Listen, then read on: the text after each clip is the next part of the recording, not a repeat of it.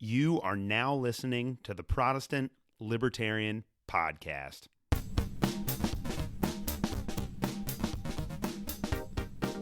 All right, guys, welcome to episode 7 of the Protestant Libertarian Podcast. I'm very excited about the show today, and honestly, this is a show that I should have probably recorded about 4 or 5 episodes ago.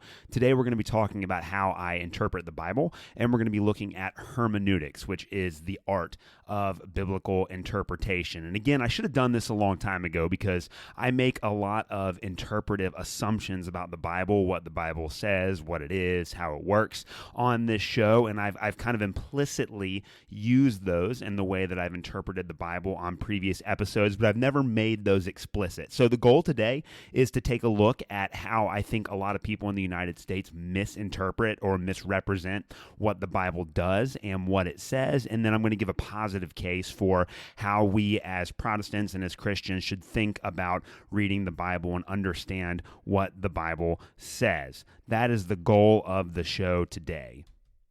Now, those of you guys that are here for the libertarian portion of this show might be wondering why I'm not going to explicitly engage in any sort of political commentary or social commentary today.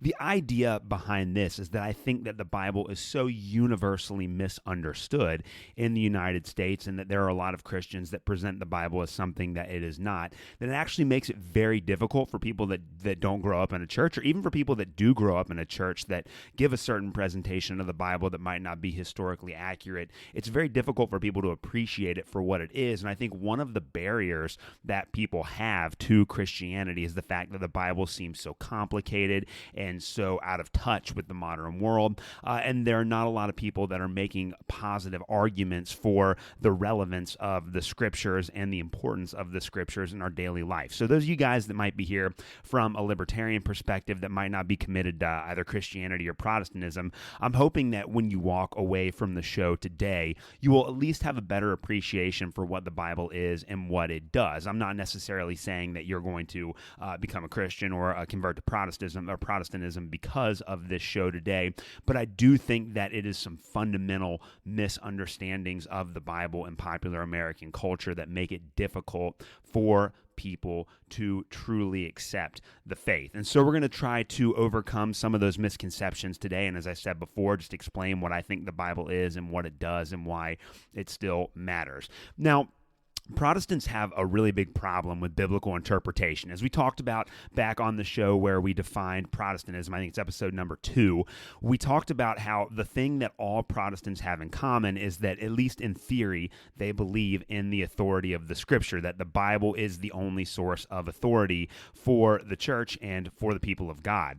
The problem, as we addressed on that show within Protestantism, is exactly how we should interpret the Bible. And we saw that with the Protestant Reformation, Martin Luther very famously is kicked out of the Catholic Church in 1521 at the Diet of Worms, and then it's at that point that the Protestant movement becomes its own separate entity from Catholicism instead of just a movement from within Catholicism to reform and change the church.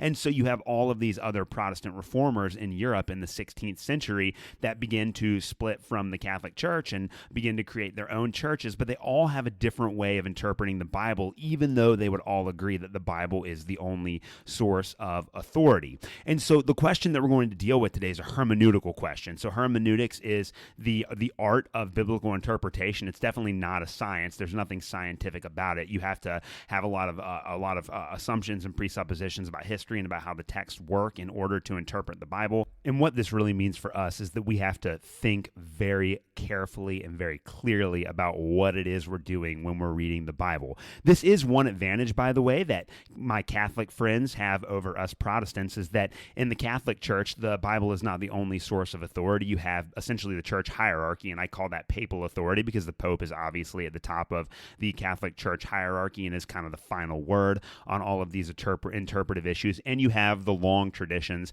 of the Catholic Church. And so for Catholics, there are 3 sources of authority, whereas for Protestants, at least in theory, there is only one. And so the problem here with biblical interpretation, as we said, is that when it comes to interpreting the Bible, not every Protestant is going to give you the same answer. And unfortunately, there is the fundamentalist movement in the United States that really arose at the beginning of the 20th century. And from the fundamentalist perspective, they created this, as we talked about creeds on over the last couple of weeks, but the fundamentalist movement kind of created this creed of interpretation where every single word in the Bible is literally inspired by God, that God dictated it to the authors of the Bible. Therefore, the Bible tells us exactly what we need to know, and they extended that to modern issues like science and government and things like that. And so the fundamentalists made it look as if the Bible was designed to give us answers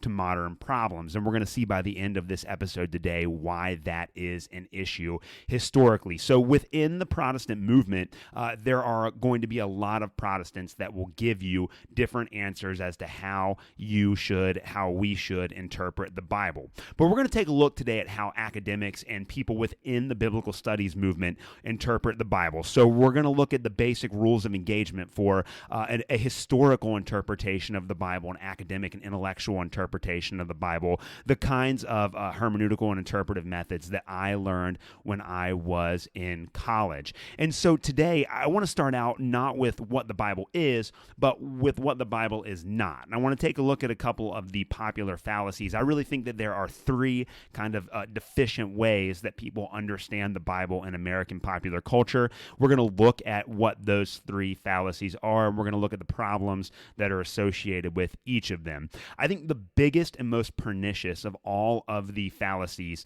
that we have about the Bible in modern popular culture, and this is shared not just by Christians, not just by Protestants and Catholics alike, but also by people that are not Christians, is that the Bible is primarily designed to be a rule book. You know, the basic instructions before leaving Earth. We had that cheesy song that we would sing back in a youth group way back in the early 2000s, that the Bible is primarily, it's this idea that the primary role, the primary goal of the Bible is to give us rules, to help us determine our lives, to teach us how to live. And so a lot of the debates that we have in popular culture today, especially debates that rage over gay marriage and over drug legalization and over warfare, at least from a Protestant or a Christian perspective, there's an attempt to look at whether or not the Bible lays down particular rules about those issues that we all have to follow. But I think we need to realize and step back and think that from a big picture perspective, there's actually quite a bit of the Bible, I would say the majority of it, that does not attempt to lay down any sort of rules or moral principles at all. And there are a lot of biblical scholars that make the distinction between descriptive text and prescriptive text. A descriptive text in the Bible is just a text kind of like the histories of the Old Testament that just describe what happened without trying to give us any sort of rules or moral principles from that, whereas a prescriptive text, and we get some of these in Paul, and I would say the Sermon on the Mount in Matthew 5-7 is a good example of this, where the authors of the Bible are clearly trying to lay out prescriptions, ways that we as Christians ought to organize and live our lives. But the Bible is a lot more diverse than this. And so while there are definitely places in the Bible where we find these big kind of moral and practical principles, the primary goal of the Bible is not a rule book. And if we can get past that the Bible is just this collection of rules that all Christians have to follow, that helps us to think about the Bible in a much more nuanced and helpful way. The other popular fallacy is that the Bible is kind of like a handbook for systematic theology. And this is where you're going to start to see, and I've hinted on this in previous episodes, that I'm not a big fan of systematic theology. There is a big difference in academic circles between biblical studies, where you're kind of historically analyzing the Bible and trying to figure out what the writers of the Bible were originally intending to say, and then systematic theology, where they try to extrapolate from the Bible these timeless principles, these timeless truths about God and doctrine and all of those kinds of things. And one of the most popular understandings of the Bible is that that it's designed to give us these timeless overviews of theology, these timeless doctrines and these timeless beliefs. And the way that a lot of people look at the Bible is that you have all of these books and you have all of these chapters and you have all of these verses. And so the Bible is kind of like this giant puzzle or like a giant box where you have all of these different puzzle pieces, and every single verse in the Bible is a different piece of the puzzle. And all you have to do is arrange these verses in a certain order, and this will allow you to come to certain conclusions about who God is and what he does and about church doctrines and church teachings and things like that. And while I agree that there are certain places in the Bible where we get systematic theology, there are certain places in the Bible where they lay down big pictures about God and about doctrine and church thinking and things like that. Again, just like the Bible is not primarily a rule book, it's not primarily a handbook of systematic theology. We shouldn't think about it as a giant box full of puzzle pieces, and if we just arrange the verses the right way, we'll come to some sort of overarching or big picture view of the truth about all of these massive theological issues.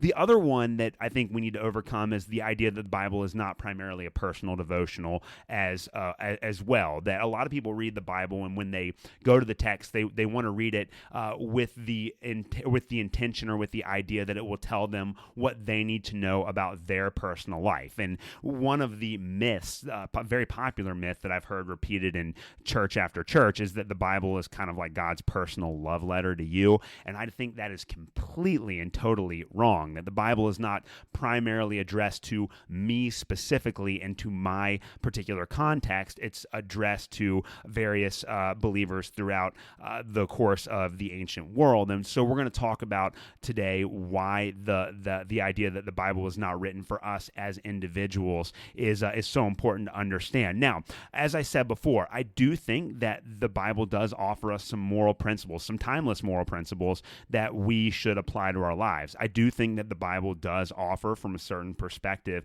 statements about God and statements about big doctrinal issues like justification and the church and things like that are timeless. And I do think that we can, as Christians, use the Bible as a personal devotional. All of these things can be derived from our scriptures, but these three things are not the Bible's primary purpose. And so we have to think about the Bible historically and what the authors of the Bible were originally trying to do when they wrote these works, if we're going to understand what the Bible means. And if we want to use the Bible helpfully as a rule book, a handbook for systematic theology, or a personal devotional text, we have to understand the Bible historically. And this is going to be my big argument on the show today and moving forward in this podcast, like over the next several episodes, over the next several weeks and months, as we go back to what the Bible is and what it means and what it says.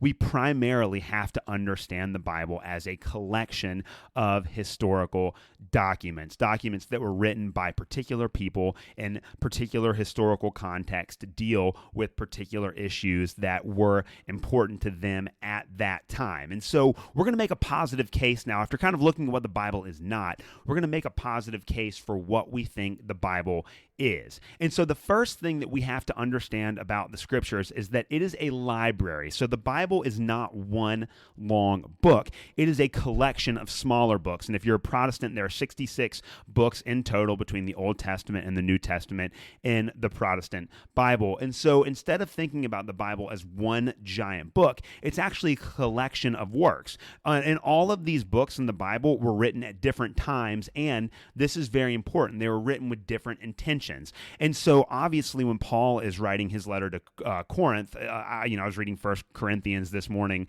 as I was eating breakfast there. As Paul is writing his letter to Corinth, he's writing that at a different time and with a different intention than the prophets of the Old Testament. They were writing in a different historical time to a different set of people, and they had a different purpose in writing their prophecies. And again, one of the things that we have to remember is that if we want to understand what a given document in the Bible means, what a particular book or letter or prophecy in the Bible means, we have to think about the intention of the author. What exactly is the author of that work trying to communicate to us? And if you read Jonah, or if you read Nahum, or if you read Ezekiel, the authors of those books are are intending to communicate something to their audience that is different than Matthew when he wrote his gospel, or Luke when he wrote the book of Acts. All of these documents are contained within the Bible, but they're written within different historical contexts, and they're trying to communicate different ideas to the audience. Now, I do believe that all of these are complementary. I do think that there are a lot of big picture overarching threads that run through Scripture, but we have to understand that the book of Acts is fundamentally different and written from a fundamentally different perspective than the book of Nahum, for example, or the books of 1st and 2nd Samuel. And this, again, doesn't mean that they're in conflict with each other. It doesn't mean that they are presenting different pictures of God or anything like that. It just is an acknowledgement that the Bible is a collection of works that were written over thousands of years by different authors in different historical contexts with the intent of communicating different messages to their people. And I think just as a fundamental biblical principle, when we're trying to understand each individual text in the Bible, we have to think about what each writer was trying to communicate or what each writer was trying to accomplish. I think that's a better way of phrasing or kind of framing this idea than meaning. Because when we think about, what does the Bible mean, or what does the Bible say about that? That question doesn't make any sense if the Bible is a collection of works that are all trying to communicate or accomplish different goals. And so one of the primary things that we have to do is understand the writings that are included in our Bible in their historical context. And so it helps to study if you're trying to understand the meaning of, if you're trying to understand the meaning or the intention of the prophets, we have to understand the world of the ancient Near East. It's important to study what those prophets were doing, who they were speaking to, what the political and social and historical context of the ancient Near East was. And the same thing is true for instance, somebody like the Apostle Paul, who is a Jew who's primarily ministering to non-Jews throughout the Mediterranean Greco-Roman world. We have to understand Paul as a Jew, as a Second Temple, first century Jew within the context of the Greco-Roman world. And so we have to think about these documents that are included in the Bible. We have to think about these books, these works that make up the Bible within their historical context. And one of the ways that biblical scholars have, I think, made some incredible advancements in our understanding of what these works in the Bible say is through a process called narrative analysis or narratival analysis, which is where you look at the flow or the intention of each individual book of the Bible from start to finish. And so to give you an example of this, if you take a look at the Gospel of Mark, Mark is intending to give his audience a certain presentation about the life of Jesus. That Mark has a story about Jesus that he wants to tell, and he has some major themes that run through his gospel. And so instead of trying to read the Gospel of Mark in isolation, like taking a passage here, taking a chapter there, you have to understand Mark as one long story and read it like you would read any other book. Again, one of the best examples of this is the Harry Potter series, because it is 7 books long, thousands and thousands of pages, but it's one story that's communicated from book 1 all the way through book 7. And you can't just randomly take passages out of the Harry Potter series and expect that they're going to make any sense without reference to the rest of the book series. And it's the same thing for the Gospel of Mark. It doesn't make any sense to talk about what Mark means in Mark chapter 8 or Mark chapter 9 without referencing it back to everything else that Mark is trying to do within his gospel. And again, we focus on the historical context of Mark. We look at the way that Mark tells his story, and we try to understand what the author is attempting to communicate to us. Obviously, Mark is talking to us about Jesus. He's going to have various ways of doing that. How is it that Mark develops this narrative? How is it that Mark develops this story? And when we think about it from that narrative perspective, we have to interpret every single individual verse and every single chapter within the perspective of the larger whole. And again, this is where the idea that the Bible is kind of like this giant puzzle with all of these various pieces that we have to put together breaks down, because every single work in the Bible, all 66 works, makes sense as independent literary as kind of like independent literary items, that the book of Jonah has a story that the prophet of Jonah is trying to tell, and we can only understand what a given passage in the book of Jonah means if we understand what the book of Jonah is designed to do in the first place. It's the same thing with Acts, it's the same thing with Romans, it's the same thing with Revelation, that we're not going to be able to understand any individual passage in Revelation without understanding what John is attempting to communicate and the historical context within which John is trying to communicate his message. And so this is going to take us back to literary analysis. And this is why a lot of, besides the fact that we need to situate every single book of the Bible within its historical context, we also have to understand each of these texts as their own independent literary phenomenon. And so all of the questions that we learn to ask in our English language arts classes in school about the genre of a particular work, the form that it takes on, the historical context, the bias of the author, all of these principles of interpretation have to be applied to the Bible as well. And so we have to look at each of these books of the Bible as their own independent works and then ask those sort of literary questions. And this is the beautiful thing about the Bible being a giant library, is that there are a lot of different forms of literature within the Bible, and we can't apply the same interpretive principles to every single book without understanding that there are going to be major differences in the approach that each author is going to take and the way that they develop their work in terms of genre and history and all of those kinds of things. So a great example of this is the book of Psalms in the Old Testament, which is 150, which is a collection of like 150 songs or 150 poems that come from various perspectives and various authors that were writing during the Old Testament period. And in the book of the Psalms, the writers of the Psalms are going to use all kinds of metaphors and symbolisms and word structures that are appropriate for ancient Hebrew poetry. And so if we want to understand what a given psalm is saying, we have to understand it against the backdrop of the Hebrew poetry of the ancient Near East. So we have to study the conventions that they would have used. We have to study the way that they would structure their poetry. What kind of phraseology do they use? What kind of words do they generally use?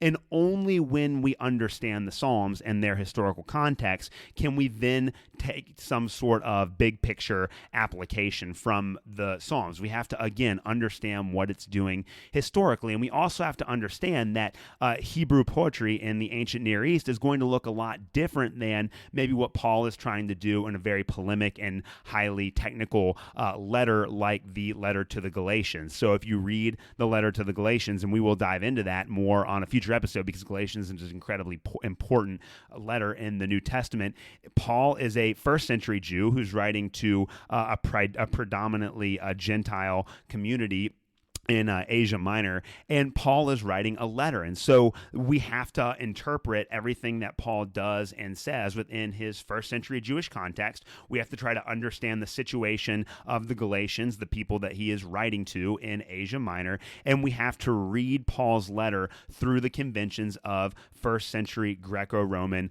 letter writing, because everything that Paul does and says is going to conform to that style of writing. And so again, it's just a fundamental principle that when we read the Psalms, we are looking at a genre of literature that is radically different than a first century Greco-Roman epistle, which is being written by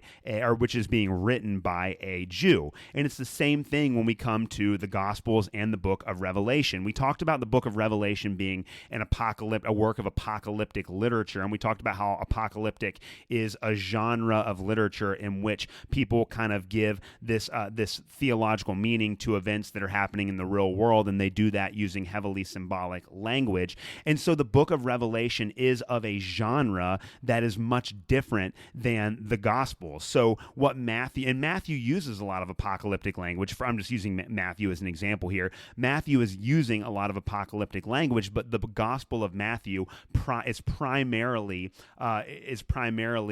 designed to be a first century biography of the life of Jesus. And so we have to understand everything that Matthew is doing and saying within the context of first century Greco-Roman biography writing. And we also have to understand everything that Matthew says about Jesus within the context of Second Temple Judaism as well. And we have to appreciate and acknowledge the fact that the context that Matthew is writing in is going to be different than the context of the book of Revelation, and that's going to affect the way that we interpret those two works historically. So there is no one-size-fits-all method of historical analysis and historical interpretation for the Bible. And again, all of this goes back to, I think, the two main ideas that we are going to use and that New Testament scholars in general use to analyze these texts in the Bible. Number one, you have to understand each individual text within the Bible in terms of its historical context. And we have to understand that if the Bible is a collection of works that were written over a 1,000-year period, that the historical context of the works that were written in the Old Testament are going to be very different than the historical context of the works that were written in the New Testament. And there's even a big difference between, say, like a letter like James, which I actually think, and this is a minority view within New Testament scholarship, but I think the letter to James is one of the first, if not the first, epistle written in the New Testament. I think it's the earliest of all of the works that will make the New Testament, and I think that James was writing to a predominantly Jewish church in Jerusalem. That context is much, much more different than the Greco-Roman context that Paul is writing to just 10 or 15 years later after James writes his epistle. And so we cannot interpret James in the same way that we interpret the letters of Paul, because again, Paul has a different context. He's intending to communicate something differently to his Greco-Roman audience than James is attempting to communicate to his primarily Jewish audience. And so if we don't think about the historical context of each of those letters, then we are going to be in danger of misunderstanding or misinterpreting them. So historical context is incredibly important. And then literary analysis, as we dove into a minute, looking at the genre of each individual work, looking at the styles, the forms of speech, the way that each individual writer develops their narrative within their given book. That is going to help us to better understand how they develop their ideas and how they develop their arguments. And again, we have to start with the assumption that every single book in the Bible is going to be written from a slightly different perspective and with a slightly different goal in mind. Even if you have a writer like Paul, who's responsible for, I think, 13 letters of the New Testament, and I do actually believe that Paul wrote everything that was attributed to him, which I know is another minority position that I have within the biblical studies world. But again, the context of Romans is a lot different than the context of 1 Corinthians, and the same thing, the context of 1 Thessalonians is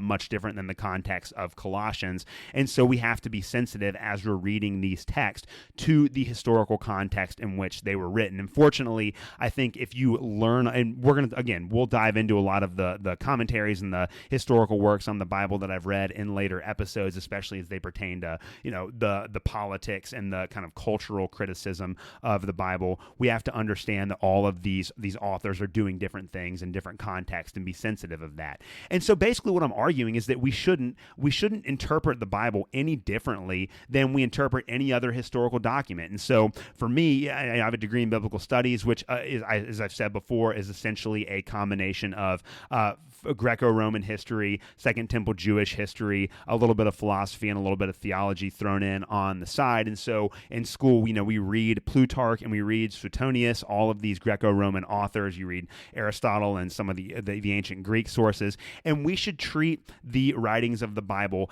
as if they are any other ancient documents, and we have to apply the same historical and literary interpretive methods to those documents. And again, the term that we use for this, the term that we use for that process, the hermeneutical process of trying to interpret the text, is exegesis. Exegesis is when you draw conclusions or draw meaning out of a text using particular interpretive methods. And we're going to argue that the historical and the literary analysis of the Bible is going to get us the furthest in understanding what the writers of the Bible were actually attempting to communicate within their historical context. And that is going to be the way that we approach the scriptures on this show. Now, again, just to kind of start to wrap things up for the day, I think that we do get morality in the Bible, but I think that the morality that we get, I'm what you might call a principalist. So a principalist is where you believe that instead of the Bible giving us very specific moral commandments that apply to us in all times and in all situations, the Bible gives us these big picture moral principles that we can see are sociologically conditioned. So, for instance, Paul talks and this is one of Paul's most important passages in all of his letters in Philippians 2 about how Christians need to have the mind of Christ and that they should have this attitude that Christ also had, that even though he existed in the form of God, he did not consider equality with God a thing to be grasped, but rather emptied himself, taking the role of a bondservant. And Paul will take that principle and apply the idea that Christians need to make sacrifices for other people and that they need to have the mind and the humility of Christ. He'll take that idea and apply it to a bunch of different social and personal problems that his audiences are dealing with, and so he takes that principle and he applies it to a lot of different issues. But it is sociologically conditioned. The idea that the Philippians need to make certain sacrifices in their context is different than the sacrifices that maybe the Corinthians need to make in their sociological context. And so the principle is the same. The principle is that we should be making Christ-like sacrifices for other people, but we have to figure out how to work that out within our own context. And that context might be a lot different than the first century Greco-Roman context of Paul. And so the Bible does give us all these moral principles, but we have to figure out ways to apply these moral principles within our own historical context. And the great thing about reading the New Testament is we see how they apply these principles in their context. And so if we do the history and we do the hard work of understanding the context of the writers of the Bible, we can see how these principles work there. Theology, I think, is the same way. The Bible does make massive statements about God, but we have to understand that a lot of the times these statements about God are conditional. That, and again, this is an argument that one of my favorite New Testament scholars, the late, great James Dunn, a Scottish scholar who is very popular for making the new perspective on Paul, a major movement in New Testament studies, he constantly makes the point in his works on Paul that Paul is a theologizer, that a lot of what Paul says about God is, again, conditional based on the context in which he was writing. And I think a lot of the writers of the Bible are like that. When they say things about God, they might not necessarily be making claims that are existentially true. They're trying to explain the meaning and the function of God, how God can work within their given historical context. Now, again, that's not to say that we cannot step back and take big principles about God and the way that he works and what he does from the Bible, but we have to derive those from history. One of the beautiful things about the Bible is that all of the writers seem to be aware that their language about God is always going to be, there's always going to be a limit, that there are certain limitations to human language, and that human language just can't quite get at the reality of God. And so all of the language that we find in the Bible about God is anthropomorphic, meaning that we have to compare God to people because we don't even have conceptual categories to understand God outside of the way that we see humans interacting with one another. And we have to resort to symbolism and other things like that to describe these big truths about God, because human language just can't get us there. And I think that there is a lot of, especially if you read the Psalms, a lot of humility in the Bible regarding our ability to understand God and his works and his ways. And I think that when we, again, try to think about what each individual author of the Bible is trying to accomplish within their given historical and literary context, this will help us to have a more humble approach to the statements that they make about God. Like some of the great doctrines of the Christian church might rest on interpretations of the text that aren't actually justified by the intention of the original author of that text. And we dove into that a little bit on episode 5, I think, where we looked at the creeds of the early church, and we will definitely talk about that more in the future. Also, along with that, the Bible can be used as a devotional handbook. Again, kind of the third fallacy, the third popular fallacy that we looked at today. The Bible can be used for personal devotion, and really should be used with personal devotion, but that can only be derived with a proper historical understanding of the Bible. And again, for me, the more that I learn about the historical context of individual works in the Bible, and the more I think about the way that these texts were originally designed to be read, the more meaningful the Bible becomes to me personally. And it's not because I'm trying to make the Bible say something that impacts me personally. It's because I'm trying to understand the Bible, and I'm trying to understand the Bible for all that it's worth, and I can find ways to apply that to my life. I realize that was a horrible way of phrasing that, but I'm sorry. We'll come back to this in another episode, and I'll try to be a little bit more clear about that in the future. The last thing that I want to say about this, and this is a theme that I have come back to over and over again and will always come back to, and I think this is kind of the real interpretive problem that Protestants always need to be articulating and reflecting upon, is that there is a danger of importing our own theological preferences into the text. And so what often happens, and it's unavoidable because we are all people that are shaped by our culture, but what happens is that we constantly try to read our own cultural or theological context into the Bible instead of allowing us to be shaped by the context of the Bible. And, we're going to talk later on in future episodes about why I'm a postmodernist and why I think human understanding of objective truth is impossible. And so it's unavoidable for us because we're all contextualized beings. And for those of us that grow up in the church, I actually think it's a lot more difficult for us to be open about reading the Bible historically because we oftentimes get committed to our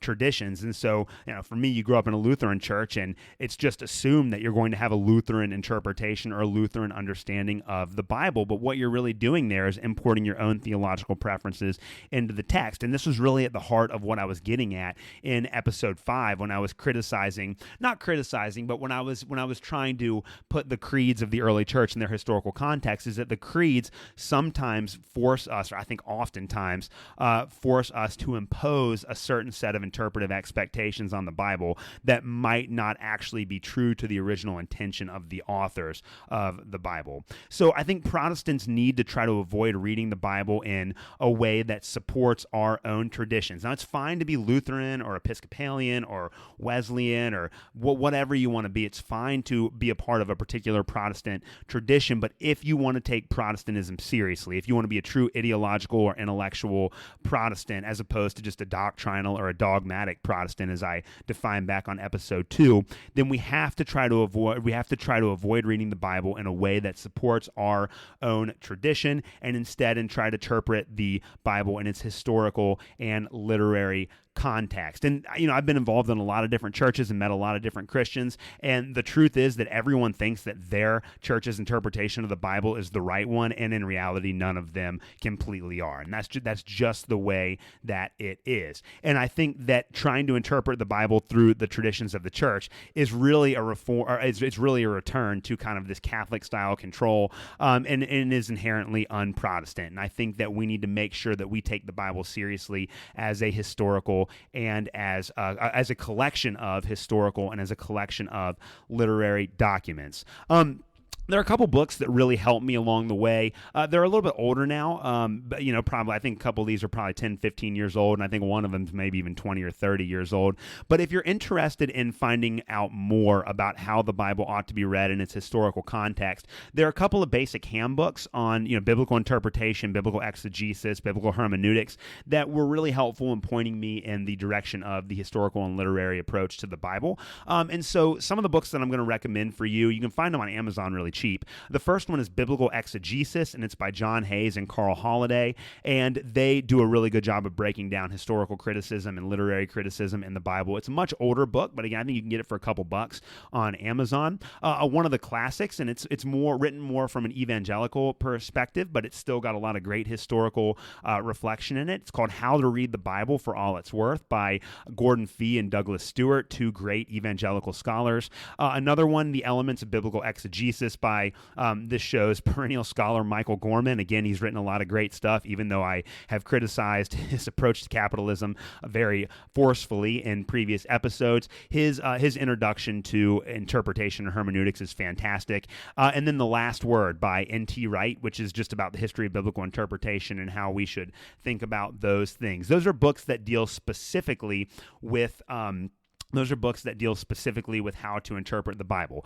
Again, this was a very brief overview today, and I was trying to explicitly make this episode as big picture, big idea as possible. I do want to, in future episodes, get into the weeds of biblical interpretation and look at some of the nuanced and critical methods that we use to interpret the Bible. But I hope that today helped you walk away with a better sense of the fact that we need to appreciate the Bible in its historical and literary context. As always, if you have any questions, feel free to email me at theprotestantlibertarian@gmail.com. Also, I want to go ahead and give a shout out here before we finish the show up. I'm from Northern Kentucky, and most of my listens have been from my friends and family in Northern Kentucky, but I got a little bit of a fan base in Austin, Texas. I got actually the second biggest geographical region that has supported the show. Our listeners from Austin, Texas, and then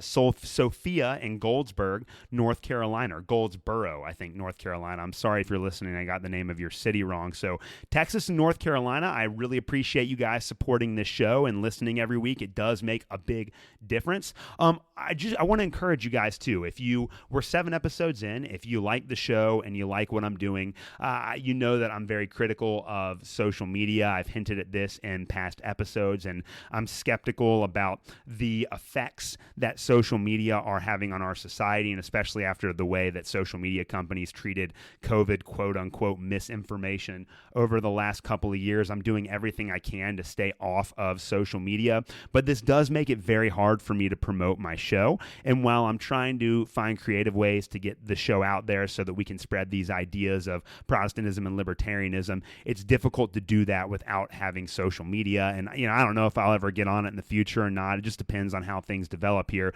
But if you want to help the show out and you want to give me some more exposure, please, please, please, if you could get on iTunes or Spotify or wherever you listen to this podcast and give me a 5-star rating and or 4 stars or 3 stars or however many stars you think I'm worth. Just giving me a star rating at all is very helpful. And if you could write just a quick review of the show, I would really appreciate it. One of the great things about the algorithms for these podcasting platforms is that the more reviews that a podcaster has and the more stars that a podcaster has, the more exposure that they'll get in the search engines on there. And just a couple of weeks ago, I found a new podcast. It's called the Paleo Protestant Podcast, and I think there are 3 scholars from Hillsdale College, which is like a conservative college, I think, in Indiana. But they taught. One's a Lutheran, one's an Anglican, and I think one is a Presbyterian, and they just talk about kind of old school Protestant issues. It's really great. But as I was searching for that show, I saw that mine came up at the very bottom of the list. So a couple of reviews and ratings would be really, really helpful to promote the show. One other thing I want to talk about before we leave today, and I record these episodes a couple of weeks generally before they are published just to try to stay ahead of it in case my life gets busy and I don't have a chance to record for a week or two. I want to be able to give you guys new content every Tuesday. But I just saw that the Mises Caucus took control of the Libertarian Party. Angela McArdle, Angela McArdle is a very vocal libertarian activist, and she was the chair of the Libertarian Party in, I think, Los Angeles. Yeah, the chair of the Los Angeles Libertarian Party. She became she was the candidate for the Libertarian Party's chair of the National Committee, and in the recent Libertarian Party convention, she won the chairship. And I really like the Mises Caucus. I love what Angela McArdle and other people that are in her in her orbit, like Tom Woods and like Dave Smith. I love their approach to libertarianism. I would highly recommend you checking them out. Now, for those of you guys that are Protestants, they're going to do and say things that are not consistent with our Christian worldview, but I do believe that if liberty is a fundamental outlook and a fundamental priority for you, that they have a lot to say that's valuable. So I'm very much in favor of the Mises Caucus takeover of the Libertarian Party, and I think that this is going to be I think that this is going to give the Libertarian Party a lot of potential for future growth in in the coming years and in future elections there. So anyways, I just wanted to mention that before I got off the show today. Again, thank you so much for listening. Next week we're going to be discussing why good ideas should always be based on why good arguments should always be based on ideas and evidence and not on the personalities of those that hold the idea. So I'm going to be making the case both biblically and from a libertarian perspective that in public discourse, we should focus on ideas and on evidence instead of trying to tear other people's personalities down. And so we're going to take a look at that. Should be a very exciting episode. Again, thank you guys for listening to another episode of the Protestant Libertarian Podcast. If you have any comments, suggestions, criticisms, if there's something you want me to talk about on a future episode, please email me at theprotestantlibertarian@gmail.com, and I'm going to respond to you and take your ideas into consideration. Thank you guys for all the support, and we will see you back next week. Thanks for listening to this episode of the Protestant Libertarian Podcast. If you have any questions, comments, or would like to reach out to me about suggestions for future shows, you can contact me at theprotestantlibertarian@gmail.com. That's theprotestantlibertarian@gmail.com. Thanks for listening.